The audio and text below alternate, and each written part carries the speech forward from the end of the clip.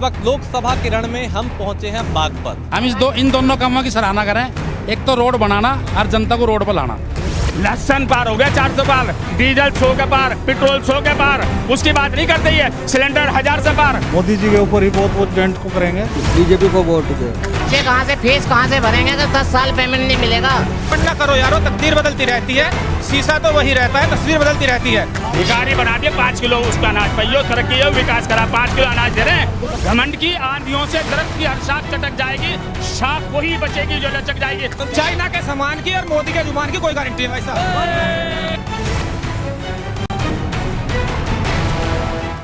इस वक्त लोकसभा के रण में हम पहुंचे हैं बागपत। वो बागपत जिसे चौधरी चरण सिंह की विरासत कहा जाता है, जो किसानों का गढ़ कहा जाता है, जो जाट बहुल भी है, जातिगत समीकरण भी है, किसान बहुल भी है, और यहाँ की सियासत अपने आप में कई तरह के संदेश देती है। और कहा जाता है कि बागपत का जो संदेश है वो बहुत दूर तलक जाता है। पश्चिमी उत्तर प्रदेश का ये क्षेत्र काफी अहम है। हमारे साथ कुछ लोग हैं, उनसे बात करेंगे कि बागपत का मुद्दा क्या है, बागपत का मूड क्या है, और बागपत का जो मतदाता है वो क्या सोचता है। लोगों से बात करते हैं, उनसे समझेंगे कि आखिर इस चुनाव में कहाँ ये बागपत का मूड क्या कहता है।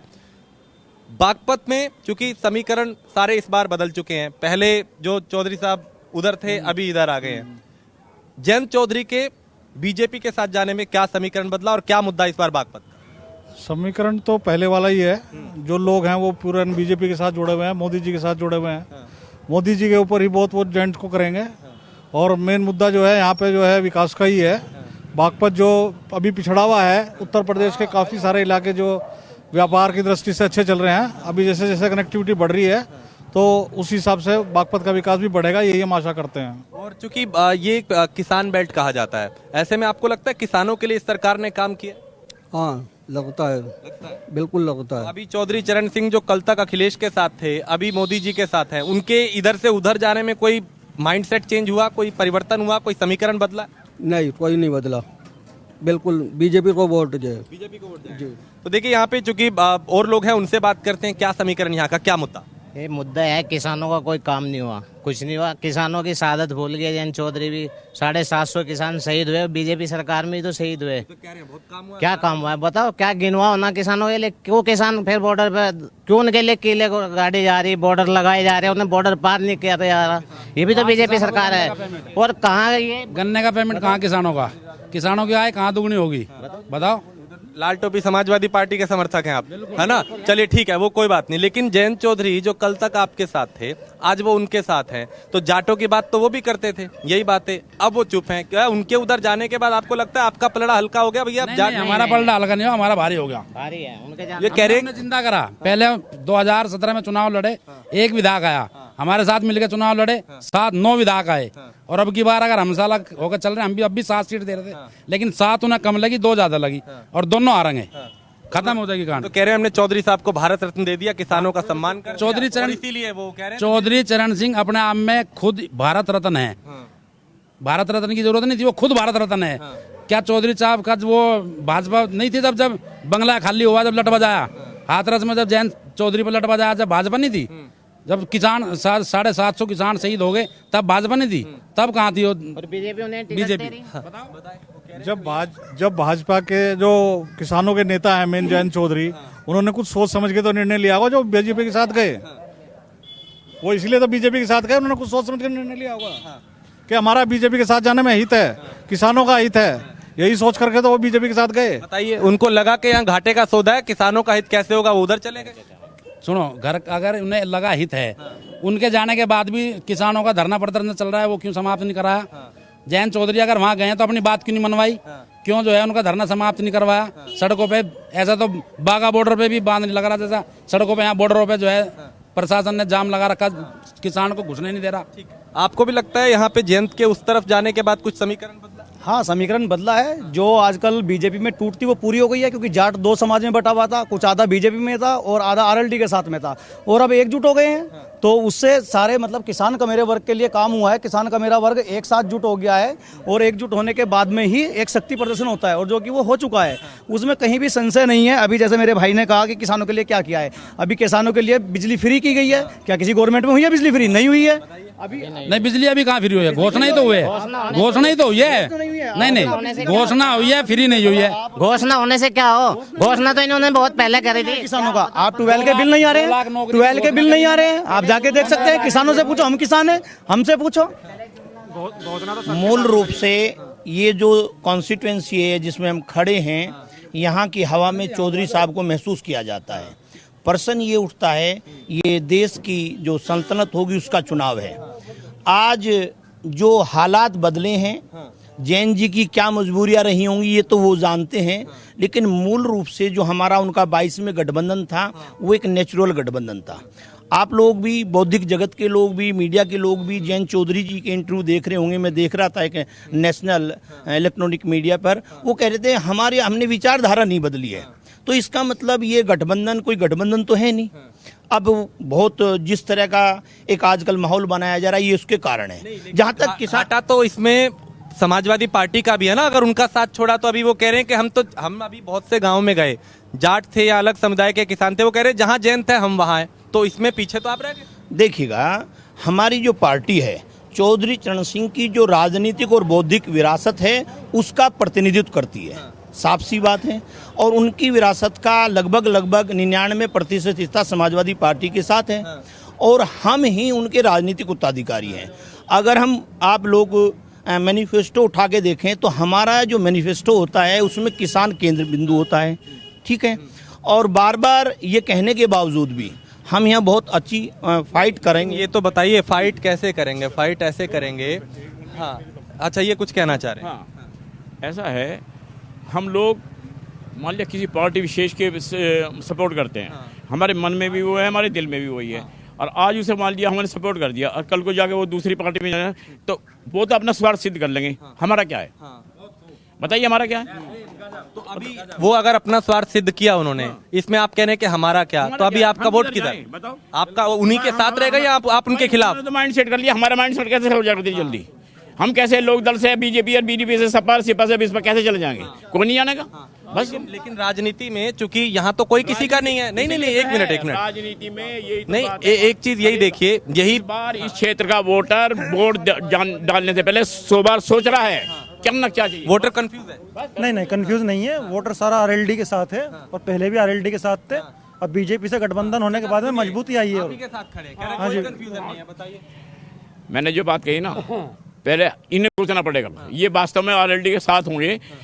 कल तक तो बीजेपी की बुराई कर रहे थे, अब इनके मन में कैसे आ जाएगी बीजेपी के बारे में, ये बताऊं। तो ऐसा तो कोई दल बचा ही नहीं ना जो इसके साथ नहीं था और उसके साथ चला गया। भाई आप पिछला चुनाव नहीं, आप 19 का चुनाव देखिए, मायावती और अखिलेश थे, क्या गेस्ट का कांड हुआ, क्या क्या एक दूसरे ने किया, साथ आ गए। अभी मायावती अलग है, ये दोनों साथ में आ गए, फिर वो अखिलेश के साथ। तो ये तो हमें तो सोचना पड़ेगा इसके बारे में। अभी यहाँ की जनता भी बिल्कुल सेट नहीं है और उसके बारे में अभी टाइम है। पहले तो कैंडिडेट का यहाँ पे अभी फाइनल नहीं हुआ, कैंडिडेट का फाइनल होगा उसके बाद है क्या वोटर के मन में कंफ्यूजन है? बहुत लोग हैं चक्कर में, कोई नहीं है टक्कर में। सिर्फ हमारे मोदी जी इस देश के प्रधानमंत्री बनने जा रहे हैं। कोई नहीं है।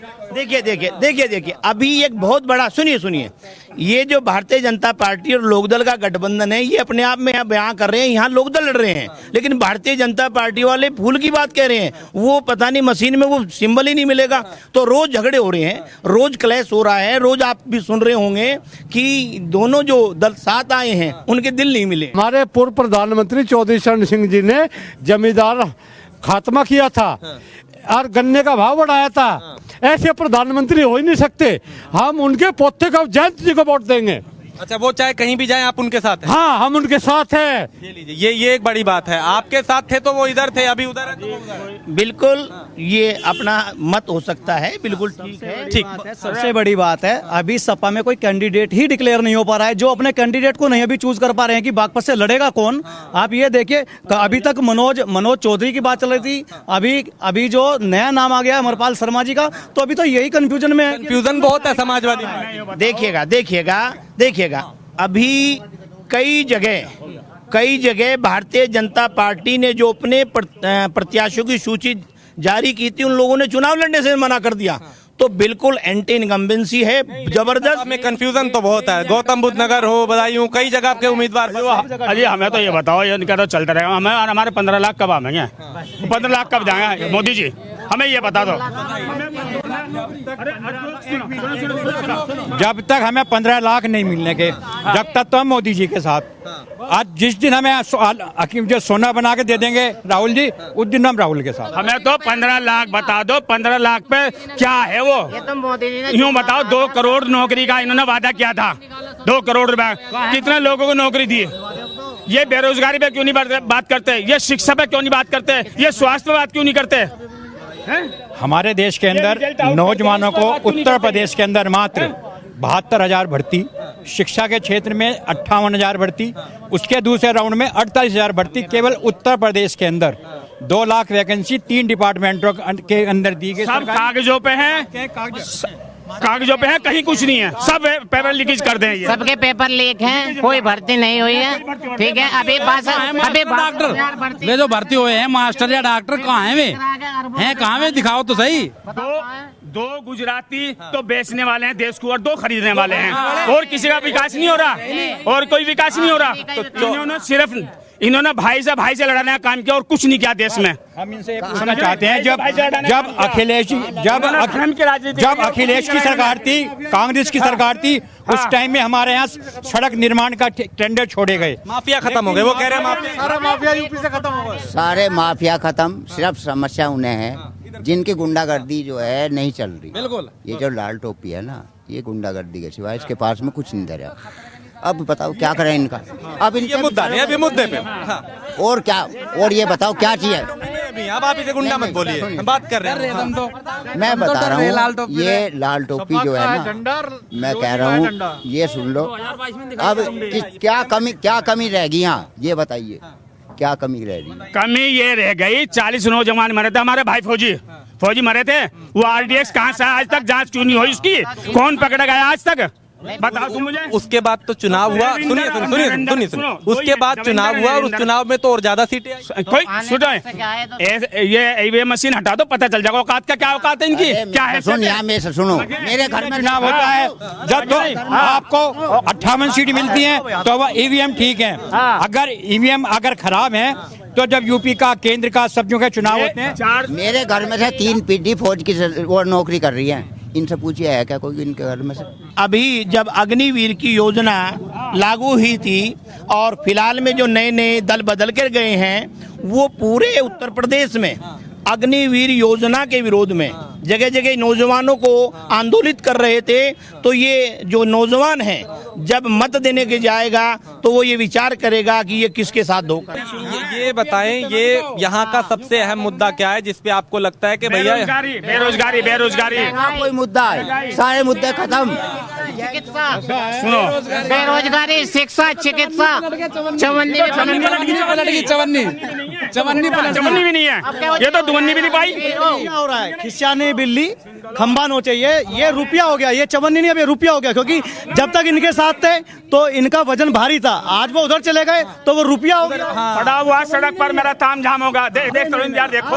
एक मिनट भाई, एक मिनट, एक सेकंड। चौधरी चरण सिंह जी ने तो कमाल करके दिखाए, गन्ने का भाव बढ़वाया और हम जमींदार बनाए 36 जाति। अरे देने तो गन्ने का बनाए 36 जाति। चौधरी चरण सिंह की नजरों में कोई जाति नहीं थी, हम एक थे, सब एक। जैन चौधरी पे हाथरस में लाठी बज रही थी, उस दिनों को भूल गया? वो कहाँ गए? 750 किसान शहीद हुए, उन्हें टिकट दे रही बीजेपी मार के बंगला खाली करवा दिल्ली। जो जंतर मंतर पर पहलवान बेटियां बैठी थी, उनका जवाब इस चुनाव में यहाँ की जनता देगी। किसान के पेमेंट का जवाब जनता देगी। और चौधरी साहब का जो सम्मान समाजवादी पार्टी के लोग करते हैं, समाजवादी करती है, वो भारतीय जनता पार्टी 7 जन्म में भी नहीं कर पाएगी। देखो जी, लोग बात कहते हैं कि विकास नहीं हुआ। विकास क्या है? विकास अभी जो है 10 साल का हुआ है। अब 10 साल में जब सड़कें बन गई, ये बन गई, हो गया। अभी विकास को और बढ़ने दो। अभी विकास 10 साल का हुआ है, जब 15 साल का होगा, 20 साल का, जब देखा क्या उन्नति होगी, हमारा देश विकसित होगा। जब विकास 20 साल का हो, जब हमारा देश विकसित होगा। विकास तो जब होता है जब मोदी जी छोड़ गए तो घरवाली वहाँ विकास कहाँ से पैदा हो जाएगा? विकास कैसे हो जाएगा? विकास इस बार हम मोदी जी के साथ 400 सीटों के साथ 3 ट्रिलियन इकोनॉमी की तरफ जा रहे हैं और हमारा देश जो है चौथी 400 पार लहसन पार हो गया 400 पार, डीजल 100 के पार, पेट्रोल 100 के पार, उसकी बात नहीं करते ये। सिलेंडर 1000 से पार। सिलेंडर कहाँ है 1000 का? सिलेंडर 800 रुपए से कम का है। सिलेंडर पहले ब्लैक में बिकता था, लाइनों में लगना पड़ता था। आज एक कॉल करते हैं, घर के बाहर सिलेंडर वाला खड़ा होता है। क्या स्मृति ईरानी सिर पे लेके सिलेंडर बैठ गई थी, आज 1000 रुपए का। हम इन दोनों कामों की सराहना करें, एक तो रोड बनाना और जनता को रोड पर लाना, इसके अलावा कोई तीसरा। ये जो दिल्ली सहारनपुर रोड था, ये रालोद ने पास करवाया था। छपरौली का हाईवे, टोटी का बिजली घर रालोद चौधरी सिंह ने पास करवाया था, और बीजेपी ने ये इसका उद्घाटन किया था। लेकिन ये हमारे चौधरी अजीत सिंह ने पास करवाया था, ये टोटी का बिजली घर।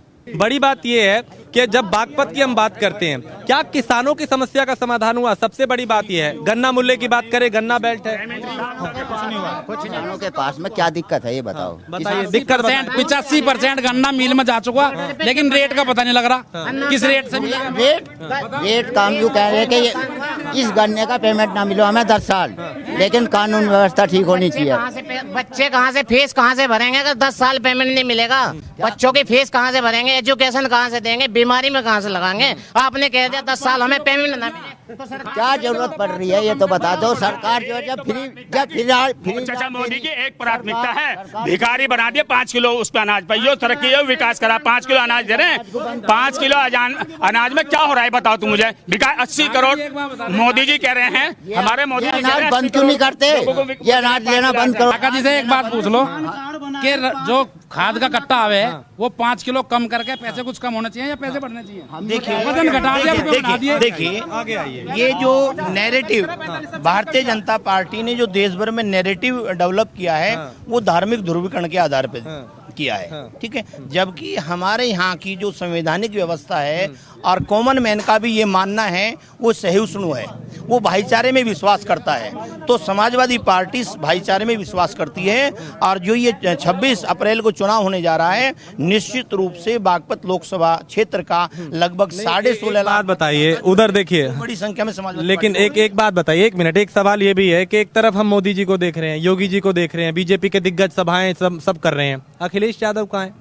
बिल्कुल, अखिलेश यादव बराबर प्रतिदिन कार्यालय के बाद प्रतिदिन किसी न किसी जिले में है, प्रतिदिन। ये आपको लग रहा है चुनाव मुहाने पे अभी आप घर में मीडिया समस्या हारने के बाद में अपनी समस्या। अगर वोटर साइलेंट है, वोटर साइलेंट नहीं, आपके नेता क्या कर रहे हैं? वोटर तो साइलेंट। अगर कोई सुनिए, अगर कोई नेता एक दिन में सबसे अधिक व्यक्तियों से फेस टू फेस संवाद कर रहा है तो अखिलेश यादव कर रहे हैं। कहाँ कर रहे हैं? बिल्कुल कर रहे हैं, घर में, रोज नहीं, घर में जनपद में है, जो हर जिले में घर में बैठ कर हारने की समीक्षा। कल कन्नौज में थे, फिर कार्यालय आए, फिर लोगों से मिले वहाँ, ऐसे तो कोई भी नहीं मिलता। मैं कह रहा हूँ कि घर में एक मिनट हमारे चौधरी चरण सिंह जी ने, ये तो अब हमें याद हो गया ये वाला डायलॉग, जमींदारा खात्मा करके हम 36 जाति को जमींदार।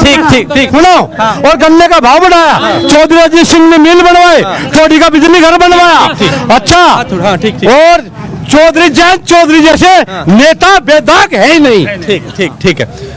लेकिन देखिए ये आपने सुना था, आज कम से कम 2-2.5-3 हजार रुपए का ये प्राथमिकता है चाचा मोदी की। मेरे पास कम है, आखिरी में मैं एक कमेंट आपका लूंगा। एक सेकंड, मुद्दा आपको क्या लगता है, क्योंकि आप बात कर रहे हैं इसकी कि सरकार ने कुछ नहीं किया, एक मुद्दा बताइए जिसपे आपको लगता है कि अगर इस सरकार ने किया तो परिवर्तन होगा। सुनो, हम ये चाहते हैं जो हमारे जो भाई हैं बेरोजगार हैं, उनको रोजगार दिया जाए।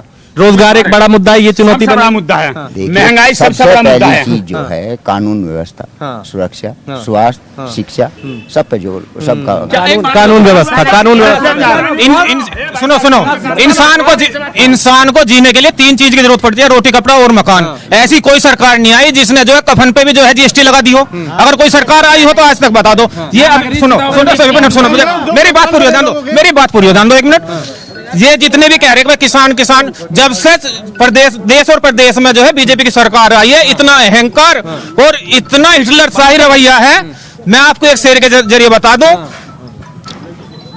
कि घमंड ना करो यारो, तस्वीर बदलती रहती है, शीशा वो घमंड ना करो यारो, तकदीर बदलती रहती है, शीशा तो वही रहता है, तस्वीर बदलती रहती है। लेकिन यहाँ की तस्वीर बदलने वाली है। तस्वीर बदलेगी। देखो जी, भाई साहब ने कहा है कि रोटी, कपड़ा और मकान, ये तीनों सुरक्षा उसके दिए है। मोदी जी ने रोटी भी दिया, लोगों को राशन दिया है, ये दिया है। दूसरा मकान दिए, लोगों की छत दी है। मकान राशन आ कहाँ से रहा है? किसान की बोरी में चोरी हो रहा है, जिनको मिल रहा है ना वो कह रहे हैं इन्हें शौचालय, इन्होंने शौचालय से विकास करे। घमंड की आंधियों से दरख्त की हर शाख चटक जाएगी, घमंड की आंधियों से दरख्त की हर शाख चटक जाएगी, शाख वही बचेगी जो लचक जाएगी। और ये उसकी बात करें कानून व्यवस्था की, कानून व्यवस्था कहाँ है? मुन्ना बजरंगी जेल में हो रहा है यहाँ से। कानून व्यवस्था लेकिन नहीं, कानून व्यवस्था को लेकर लोग बोलते हैं, कानून व्यवस्था को लेकर। ठीक है, मुझे आप जल्दी से कार्यक्रम खत्म करना है मुझे जल्दी। चाइना के सामान की और मोदी के जुबान की कोई गारंटी नहीं भाई साहब। लेकिन मोदी की गारंटी, चूंकि वक्त मेरे पास वक्त इतना ही था, मोदी की गारंटी का जिक्र चूंकि हर जगह हो रहा है, लेकिन ये कह रहे हैं कि उनकी गारंटी का भरोसा नहीं है। ठीक है, चलिए, वक्त इतना ही था। बागपत के लोगों की राय आपने सुनी और यहाँ पे आपने सुना कि कोई पक्ष में है, कोई विपक्ष में है, लेकिन मुद्दों की बात जब करते हैं, मुद्दे क्या होंगे, तो यहाँ का समीकरण बड़ा दिलचस्प हो गया है। जयंत चौधरी पहले इंडी अलायंस के साथ थे, अभी एनडीए के साथ है। उनके इधर से उधर जाने के बाद भी यहाँ के समीकरण बदले हैं, लेकिन क्या होगा वो 4 जून को पता चलेगा जब नतीजे आएंगे। कैमरा पर्सन राज के साथ मैं राजेश कुमार, बागपत।